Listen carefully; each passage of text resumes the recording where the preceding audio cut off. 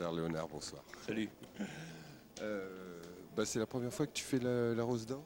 Non, je l'ai fait l'année dernière déjà, mais je suis venu pour soutenir l'action de la Rose d'Or, parce que c'est quand même une vieille manifestation. Quand je dis vieille, je veux dire ancienne manifestation, qui a révélé pas mal de chanteurs, dont par exemple Gérard Lenormand.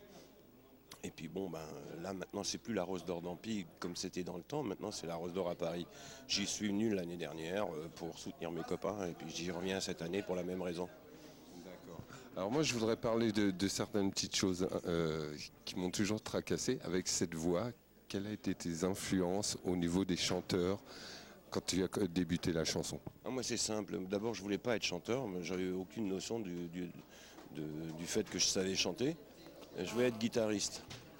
J'ai commencé avec un groupe qui s'appelait les Lionceaux, et avec les Lionceaux je me suis mis à chanter des chansons qui étaient très nettement influencées par tout ce qui était noir. D'abord, j'aimais plus le rock'n'roll noir, c'est-à-dire Little Richard, que Elvis Presley, par exemple. Et puis, je suis tombé fou amoureux d'Otis Redding, et je l'emporterai dans ma tombe. Donc, toutes mes influences viennent du rhythm and blues. Je crois que beaucoup d'auteurs-compositeurs ou beaucoup de chanteurs sont imprégnés de cette musique noire. Estelle Galine me disait il y a à peine 10 minutes que elle a craqué quand elle a entendu Otis Redding pour la première fois, que ce soit nous, on a fait Sam Moore il n'y a pas longtemps en interview, ça a été un énorme bonheur de rencontrer une personne aussi grande. Alors, je pense que vraiment on a imprégné de cette musique noire et c'est vraiment quelque chose d'important. Bon, maintenant, une chose, une autre, où tu en es, il y a peut-être des prévisions? J'ai sorti un album il y a à peu près 4 mois, avec un duo avec Julie Pietri d'ailleurs. Écoute, moi j'ai pas trop à me plaindre, je vais dire qu'il y a beaucoup plus malheureux que moi.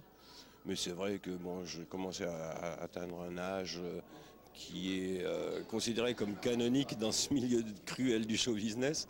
Et je commence à faire partie des meubles. Et c'est vrai que sur les ondes et en télévision, c'est pas forcément Herbert Léonard qu'on demande le plus souvent.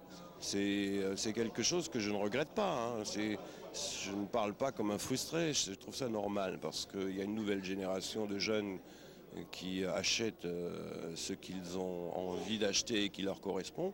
Et je ne suis pas tout à fait sûr qu'Herbert Léonard leur corresponde. Moi j'ai un public qui commence plutôt à 30 ans, qui va très loin, et je suis très content d'avoir ce public-là parce qu'il est assez fidèle.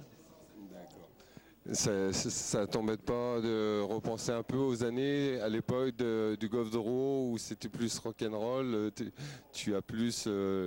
Parce qu'à cette époque-là, il y avait des courants musicaux qui étaient forts, et je trouve qu'aujourd'hui, il n'y a pas de courant musical qui soit fort, à part peut-être le rap et la techno. Mais le rap s'adresse beaucoup plus aux gens de couleur, on va dire.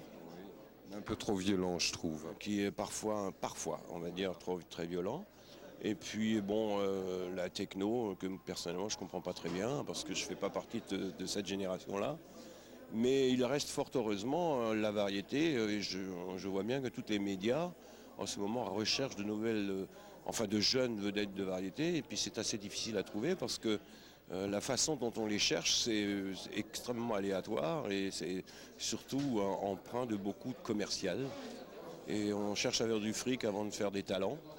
Exactement. Et c'est terrible parce que la notion artistique avec un grand A est passée au second plan. Je trouve ça dommage parce que pour les jeunes qui commencent et à qui l'on propose parfois le rêve, c'est-à-dire de faire un disque, ça ne dure généralement qu'un disque, quoi. Qu'un disque, et malheureusement pour moi, je pense que ça les détruit plus que ça leur donne un coup de chance parce qu'ils ne se rendent pas compte, ils se croient déjà monter très haut et souvent ça redescend plus vite que c'est monté. Ce sont les médias qui leur font croire ça, et c'est vrai que lorsque généralement on découvre un nouveau talent, entre guillemets, par les médias, ce sont les médias qui les montent en épingle et c'est pas le public. Alors que c'est exactement le contraire qui devrait se passer. C'est ça. Je sais que je traîne pas mal dans les clubs, et que ce soit de jazz, de blues, de tout ça, je retrouve des énormes talents et qu'on ne parle jamais. Et je pense que je vais te présenter, on a monté une télé qui s'appelle